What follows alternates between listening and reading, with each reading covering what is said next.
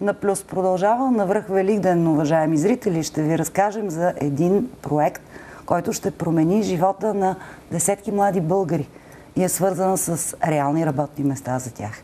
Проектът е финансиран частично по програма Развитие на човешките ресурси на Европейския съюз и съфинансиран от Европейския социален фонд. Значи някъде на Стария континент има такива фондове и те работят. А пък някъде в България има работодатели, които правят чудеса, но не само по Великден. Което не е стигнало за обучението, компанията работодател, която е българска, е доплатила с собствени средства. Наш гост е нейният директор Юлиан Маслянков, IT-специалист. Христос Воскрес! Воистина Воскрес! Така, някъде преди 10 дни разказахте за този европейски проект пред много малко журналисти, защото няма скандал, няма кървава история, нямаше политик, който да съобщава някакви неща. Разкажете сега, споделете на празника, как така 30 и няколко, колко млади българчета от бюрата по труда ще станат програмисти? Значи ние спечелихме едно финансиране по един европейски проект, който се казва Ново работно място и е насочен основно за борба с младежката безработица. Решихме да кандидатстваме. Това беше преди година и няколко месеца, може би, когато се отвори там програмата. Кандидатствахме. В края на септември месец миналата година разбрахме, че сме спечелили финансиране. Бяхме така леко учудени, защото разбрахме от Агенцията по заетостта, че няма други фирми, които работят в областта на информационните технологии, които да проявяват интерес към подобни програми. Каква е програмата? Точно програмата е за млади безработни до 29 години, които са регистрирани на бюрото по труда. И идеята е да се намали младежката безработица и да се даде шанс на младите хора. При нас средната възраст е под 35 години в момента и преимуществено са жени, което е странно за фирма, която... Жени програмисти. Ние не сме точно фирма, която се занимава с програмиране, не създаваме собствен продукт, но работим в областта на информационните технологии и консултираме наши клиенти, които работят предимно в финансовия сектор. По всякакви големи техни IT проекти. Имаме и програмисти, имаме консултанти, имаме ръководители проекти, най-различни специфични длъжности, свързани с този процес и 60% мисля, че към днешна дата са жени. Жени финансисти може. Финансови консултанти, застрахователни консултанти, всякакви такива. Значи по-често да се консултират с жените. Но имаме и програмисти. Искащите да успеят. Добре. Така. Това в кръга на празничните шеги. Точно така. Всъщност спечелихме проекта, който спечелихме, беше за 20 такива младежи, които ги назначаваме на работа, обучаваме ги 2-3 месеца, получават професионалната квалификация програмист. Значи, съгласно програмите на Министерството на образованието, това може да стане за 300 часа. Да станат програмисти, да. 300 часа на компютър като нищо младите, особено геймерите, правят. Да, те могат да играят на игри 300 часа, дали ще станат програмисти, това е друг въпрос, но решихме да пробваме да видим какво ще се получи. След като приключат тези 2 месеца, по проекта се осигурява заетост в рамките от 6 месеца до 1 година. По нашия проект е 6 месеца. Осигурената и финансирана от Европейския съюз, частично финансирана от Европейския съюз, защото примерно минималният осигурителен праг за тази професия е 563-4 лева. Такава заплата програмист в България аз не знам да получава. Няма. Така че ние ще плащаме отгоре, всичко, което е отгоре. Това е което ще се поеме по Европейския фонд. Колко ви поемат от Европа и колко плащате вие? Съвсем спокойно можете да кажете сумите, защото... Значи проектът е на стойност около малко над 150 хиляди лева, целият проект, който включва обучението, заплатите за тези 6 месеца, стипендия по 8 лева на ден за периода на обучението на тези хора, плюс оборудване на работно място с персонален компютър и бюро и стол. Това е което е финансирано по проекта и това е в размер на 154-5 хиляди лева, мисля. За кое по-напред? Това са... Значи ние сме направили там някаква сметка, имахме ограничения, естествено.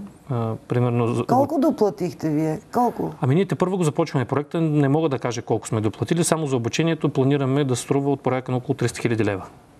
Тоест по 2, отгоре по 2 сумата, така ли? По 2 на целия проект. Значи Да, за обучението, за обучението парите са 17 хиляди лева. Ние ще платиме 300 хиляди за обучението на тези хора. Това исках да чуят зрителите. Просто защото аз се втрещих, исках да го чуят от вас. Значи, аз може би тук трябва да навлезна по-дълбоко така в това, което ние ще обучиме тези хора. Определено за много по-малко пари могат да станат програмисти. Въпросът е все пак, нали, между програмист и програмист, между IT специалист и IT специалист има разлика. Това в днешни дни е една много широк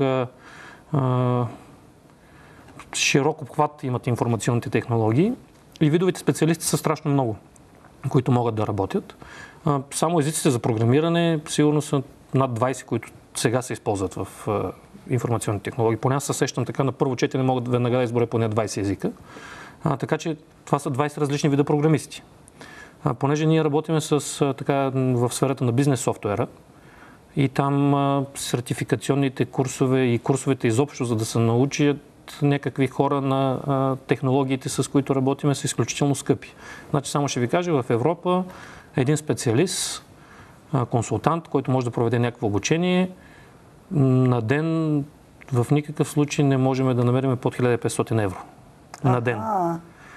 Говорим за човек, който дойде и да обучи, да говори. Прекрасно, просто. Къде ги намерихте тези късметли? Тези късметли ги намерихме в бюрата по труда. В София и Перник. Не. София и Перник? До толкова, доколкото... значи административно имаме доста ограничения. В смисъл, дори може да прозвучи странно, смешно, но примерно в София има 4 бюра по труда. За да подадеме нашата отворена позиция за програмисти, младежите започнат да кандидатстват, ние трябваше да подадем във всяко едно от 4 бюра по труда. Няма едно място, примерно отиваме в агенцията по заетостта, подаваме си там job description и хората идват и кандидатстват във всички бюра по труда и ние след това отиваме ги интервюираме. Не, с всяко бюро по труда по-отделно си водихме взаимоотношения, кореспонденция, разбирахме се, правихме интервюта, нали. Всичко беше направено за наше улеснение. А после защо работодателя не иска да подава информация? Мисля, че поне за София е нормално да има една точка, с която да комуникира с всички работодатели, защото според мен няма никакво значение за човек, който живее в София, дали той ще работи в Люлин, дали ще работи в Младост, дали ще работи в Надежда. Абсолютно. И така нататък. Големия град мисля, че дава някакви предимства. Да, факт е, че ако работното място е близо до там, където живееш, още по-добре, нали? Но не мисля, че, особено когато става въпрос за такъв шанс, какъвто ние даваме, че това е най-важното. Не мисля, ще да подхващам на светлия празник темата за посредника в България, който трябва да бъде бюрото по труда, не че не им трябва на хората, а не да попадат в сайтове, където е много съмнително, че могат да намерят престижна работа. От друга страна, трябва да ви кажа, че за бюрата по труда, специално и служителите на агенцията по заетостта, аз лично съм впечатлен от тяхната работа и професионализма, с който си вършат нещата. Социалните работници, между другото, са много, много уважавани. Просто съм впечатлен, екипа ни, защото това са едни много нископлатени хора, които помагат така от доброта, иначе за мизерните заплати, които взимат, труда, който полагат, но системата, в шапката е грешката. Как беше в главния софтуер или как му казвате вие? Сървъра. В ядрото. Ядрото, добре. Ядрото на софтуера, да. Чипа там има много сбъркан чип. Да, моите наблюдения са общо взето същите. Не е лесно да се прави бизнес в България. Какво говорите? Така съвсем сериозно.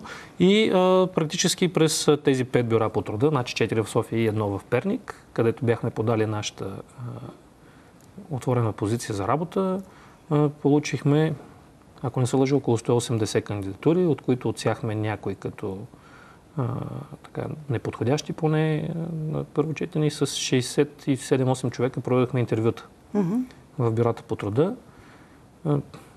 За част от бюрата по труда не искам да говоря каква е обстановката вътре, в какви зали сме провеждали интервютата. Не дайте да говорите. Трябва просто... Много сериозно. Просто трябва хората, които... Значи аз ако съм безработен и отида в едно такова бюро по труда, аз ще се потисна още повече. Естествено. Целта е това. Но не сме ходили отдавна с камера, но ще отидем. И примерно в Люлин така е доста добре бих ви препоръчал в Люлин да отидете. И на други, аз и още едно съм си харесала, малко по-към центъра, уж център, периферията. Да, те там го ремонтират него в момента. Но, добре.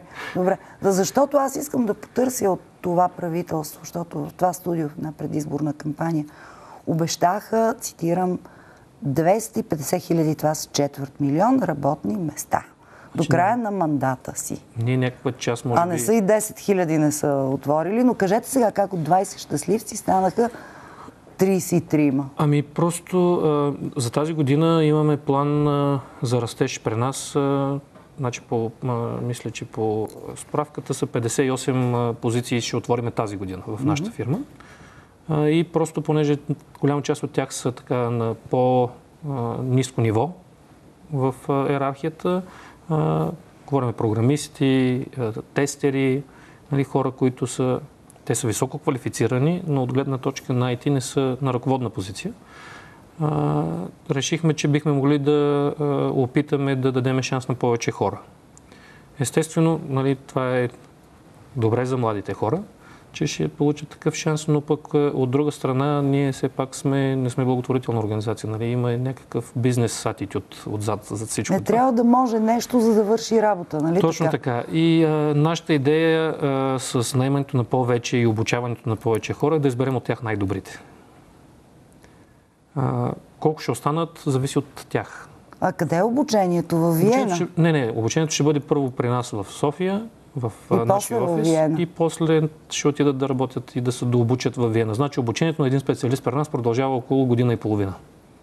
Докато той стане абсолютно самостоятелно да започне да работи. Това е трайна заетост. Аз просто прекъсвам ви възторжено с огромни извинения, че го правя. Но обикновено, като се озоват в едни сайтове, предлагащи работа, им предлагат традиционния 2, 3, 6 месечен изпитателен срок, работи за без пари, за да се докаже. А вие трайна заетост, година и половина при вас и после... Година и половина само обучението. Значи той после трябва да работи поне още година и половина-две, за да си върне инвестицията, която е направена в него най-малко. Разбира се. И добре, все пак с какво заплащане, ако не е тайна? Заплащането значи средната заплата във фирмата е над максималния осигурителен доход. Мисля, че така... Така е коректно, абсолютно да кажете, но това за първа работа на млади хора до 29 години. Те няма да започнат с средната заплата за фирмата, ще започнат с по-ниско стартово възнаграждение, но което пък е над минималния осигурителен. Не минималния, средния. На минималния прак и над средната заплата за страната със сигурност ще бъде над. Тоест над 700 лева, груба сметка, уважаеми зрители. Да, определено. Така да бъде коректно да се каже това. Какво представляват те, като ги интервюирахте? Загубихте ли вяра в българската младеж? Не сте. Не, напротив, аз... След като още 13 от джоба си, дето се казваше, пратите да ако трябва да съм хляб. Абсолютно честен, първоначално бях много скептично настроен, лично аз, и не очаквах, че подобно начинание би могло да бъде успешно. Впоследствие, след като вече започнахме да се срещаме с младежите в бюрата по труда и така нататък, реших, че това не е никак лошо. В смисъл, има хора, които имат качества, просто не са попаднали на правилното място при правилния работодател или не са обучени, не им е даден шанс. Но аз мисля и съм убеден, че има млади хора, които имат качества, които стига да бъдат развивани правилно, биха могли да дадат съответния резултат. А някаква квалификация имат ли? Имат квалификация. Значи, нашето изискване, когато пуснахме обявата, имахме две изисквания. Едното изискване е завършено средно образование и второто изискване е добър или много добър английски език. Тъй като работим в мултинационална среда, просто езика е абсолютно задължителен. Средно образование, не висше дори. Не висше образование. Не висше техническо? Не. Средно образование... Страхотно. Естествено, аз съм убеден от момчетата и момичета, които взимахме, има хора, които определено имат вече някакъв технически бекграунд, имат дори завършено висше образование в областта на информационните технологии, някои от тях. Има такива, които имат висше образование, филологическо, примерно, или да се сетя за някой друг минно-геоложки институт. Да, хуманитарно или техническо, но има. Има колеги, има икономика, няколко човека, които са завършили или УНСС, или Свищов, примерно университетите. И има и такива, които нямат, но примерно са започнали да учат. Мисля, че не се сещам да има човек, който да не е учил след средното образование, каквото и да било. А колко трябва да знаят за компютрите? За компютрите им трябва нормална компютърна грамотност. Мисля, че всеки млад човек на тази възраст, който има все пак някаква амбиция да се развива, той ще знае достатъчно.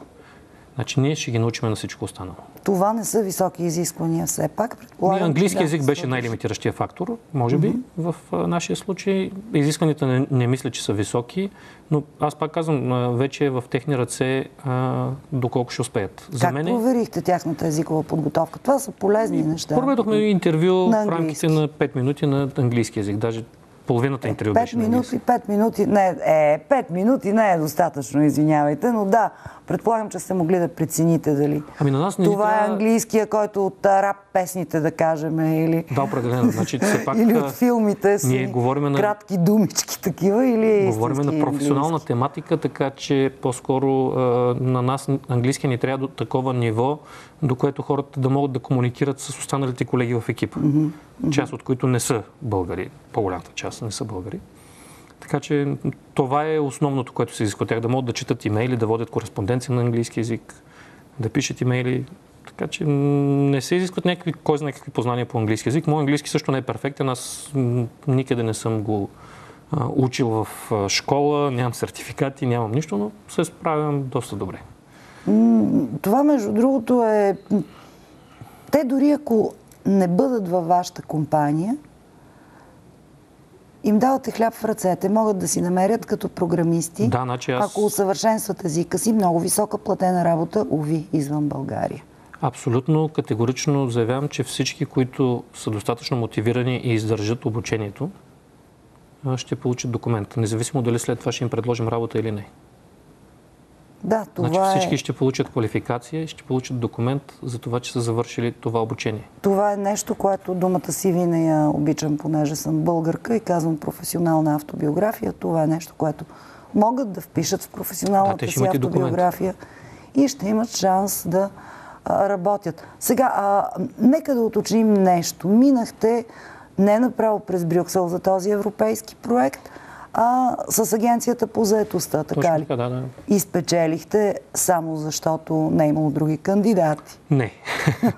Аз мисля, че имаше и доста фирми, които не спечелиха финансиране, но това, което мисля, че е факт, не мога да го потвърдя, трябва да се обърнете към Агенцията по заетостта. Мисля, че ние сме единствената, която ще обучи програмисти. Аха! Това е много очудващо, защото доста така компании, така да кажем, български, с претенции, че работят в IT сектора.